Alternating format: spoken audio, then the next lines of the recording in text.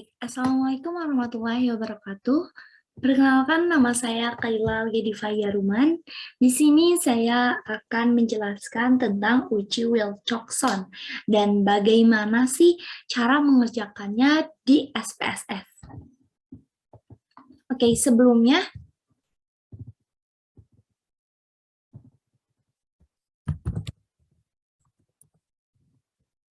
Assalamualaikum warahmatullahi wabarakatuh. Perkenalkan, nama saya Kaila Alia Diva Yaruman. Saya di sini akan menjelaskan tentang uji Wilcoxon dan nanti kita coba mengerjakan soal dan menggunakannya di SPSS. Nah, sebelumnya pengertian Wilcoxon sendiri itu apa sih? Wilcoxon atau significance test adalah uji non-parametrik untuk mengukur signifikasi perbedaan antara dua kelompok data berpasangan yang berskala ordinal atau interval, tetapi distribusinya itu tidak normal. Nah, uji Wilcoxon significance test ini adalah merupakan uji yang alternatif dari uji pairing t-test atau t-paired apabila tidak memenuhi asumsi normalitas. Uji ini dikenal juga dengan istilah Wilcoxon match pair test. Nah, sebagai contoh uji Wilcoxon significance test yaitu mengukur signifikasi perbedaan nilai ujian siswa sebelum dan sesudahnya. Dan ini kita bisa mengetahui bahwa terdapat dua variabel. Satu variabel bebas yaitu pelajaran dengan dua kelompok sebelum pelajaran dan sesudah pelajaran. Satu variabel terikat yaitu nilai ujian. Nah, perhatikan bahwa kelompok sebelum dan sesudah adalah kelompok yang berpasangan. Sebab sampel atau subjek adalah individu atau observasi yang sama. Nah, masing-masing sampel yaitu masing-masing siswa yang memiliki dua atribut, yaitu nilai ujian sebelum pelajaran dan ujian sesudah pelajaran. Nah, terus kriteria uji Manwith-nya itu apa? Yang pertama itu ordinal. Nah, yang kedua itu dua sampel dependen sebelum dan sesudah. Nah, dua sampel dependen itu adalah yang berhubungan gitu. Dependen itu berhubungan dan independen itu tidak berhubungan. Nah, yang ketiga itu data diurutkan atau sudah di ranking gitu. Atau di ranking. Nah, yang keempat itu bersifat uji non parametrik. Ya, kita bisa tahu bahwa semua uji itu uji non parametrik karena sifatnya itu kategori. Nah, terus tuh jika tidak berdistribusi normal, itu tuh bukan pakai lagi ordinal, tapi udah ke tipe rasio ataupun interval. Nah, terus pengujian Wilcoxon sendiri ini ada dua jenis. Nah, kedua jenis ini adalah yang diajukan oleh Frank Wilcoxon langsung pada paper penelitiannya. Nah, yang pertama itu pengujian Wilcoxon-Ransom adalah tipe pengujian ini digunakan untuk menguji hipotesis yang menyatakan bahwa dua kelompok data memiliki karakter yang sama. Nah, untuk melakukan pengujian ini, asumsi dasar yang dibutuhkan adalah datanya itu berasal dari populasi yang sama. Nah, pengukuran yang data itu diukur dengan menggunakan skala interval, serta data dipilih secara independen ataupun random.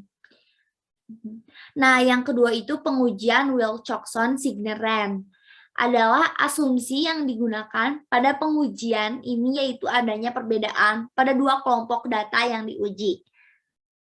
Nah, seringkali Signer-Rand ini digunakan sebagai alternatif untuk t-test ketika data populasi bukan termasuk data yang berdistribusi normal. Nah, untuk pengujian Wilcoxon-Signer-Rand sendiri adalah terdapat syarat-syarat yang harus dipenuhi. Yang pertama itu skala untuk variabel dependen haruslah ordinal atau juga rasio. Hanya saja distribusi data harus tidak normal. Untuk itu harus dilakukan uji normalitas untuk menentukan apakah pengujian bisa dilakukan dengan Signer-Rand ataupun tidak. Yang kedua itu terdapat dua kategori berpasangan untuk variabel independen yang digunakan, artinya data berasal dari subjek individu atau populasi data yang sama. Ketiga, untuk kedua kelompok data berpasangan ini, bentuk sebaran datanya itu harus simetris. Nah, agar kalian lebih paham lagi, aku bakal ngasih contoh soal dan nanti kita kerjakan di SPSS.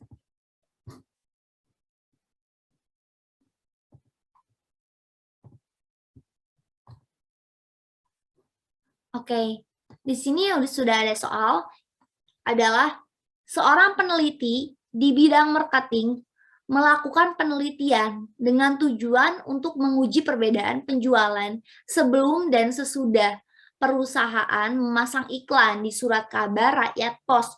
Untuk keperluan tersebut diambil sampel secara acak sebanyak 30 perusahaan. Nah, datanya tuh sebagai berikut, oke? Nah, kita mulai nih. Masukkan ini datanya ke dalam SPSS.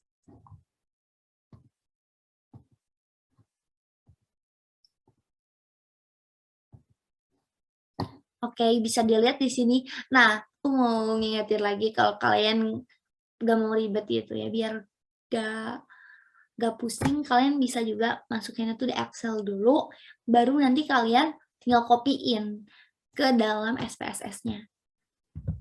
Nah, kita tuh menguji sesudah dan sebelumnya. Baik, seperti ini ya. Oke, sama kan 25. Nah, nanti kalau kalian udah ini data view, kalian nulisin angka-angkanya, kalian bisa langsung ke variabel view. Namain sebelum dan sesudah. Nah, ingat desimalnya itu adalah 0. Dan mentionnya itu dua-duanya scale. Oke, jika sudah seperti ini, kalian sudah menulis data view dan variable view, kalian bisa ke analysis, terus kalian ke non-parametric test, terus ke dua related sample. Nah, dua data ini tuh dua-duanya tuh dimasukin ya ke test pair-nya tuh. Oke, udah ya kayak gini. Dan tipenya jangan lupa tipenya itu Wilcoxon, checklistnya yang Wilcoxon-nya. Tinggal kita oke. Nah, sudah seperti ini hasilnya. Nah, jika, oh maaf, sebenarnya tidak terlihat. Oke, kita ulang. Nah, jika sudah keluar hasilnya sama seperti ini, kita mulai nih, masukkan atau mengerjakan hipotesisnya.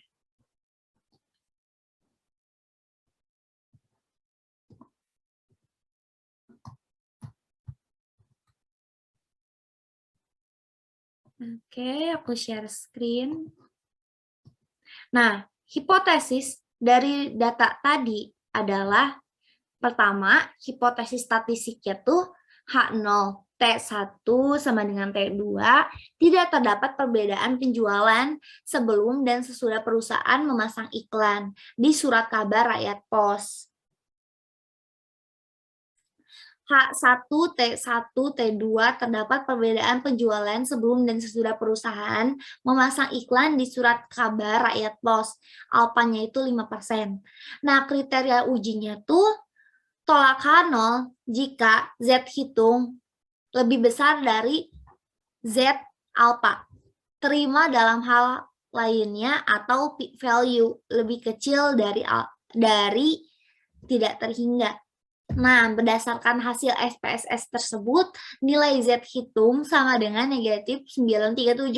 Dengan tidak terhingga sama dengan 0,05 diperoleh nilai Z tabel sama dengan 1,64. Nah, dari tabel berdistribusi normal baku, jadi Z hitung sama dengan 2937 lebih dari Z tabel sama dengan 1,64 atau p-value-nya itu sama dengan 0,003 lebih kecil dari alpha sama dengan 0,05 maka H0 itunya tuh ditolak. Nah, jadi kita bisa simpulkan berdasarkan hasil tersebut maka dapat disimpulkan bahwa terdapat perbedaan penjualan sebelum dan sesudah perusahaan memasang iklan di surat kabar rakyat pos. Sekian presentasi dan penjelasan saya tentang Wilcoxon. Wassalamualaikum warahmatullahi wabarakatuh.